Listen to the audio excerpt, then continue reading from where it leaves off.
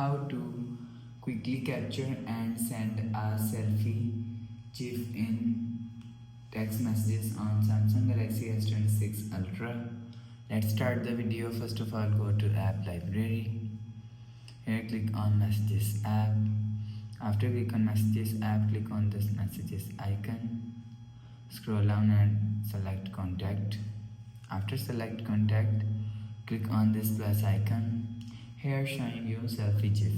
If you want to quickly capture send a selfie GIF in text messages, click on selfie GIF and make create GIF.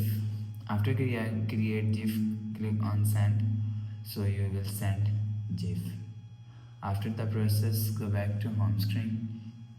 So that's how you can quickly capture and send a selfie GIF in text messages on Samsung Galaxy S26 Ultra. If you like the video, please subscribe. Thanks for watching.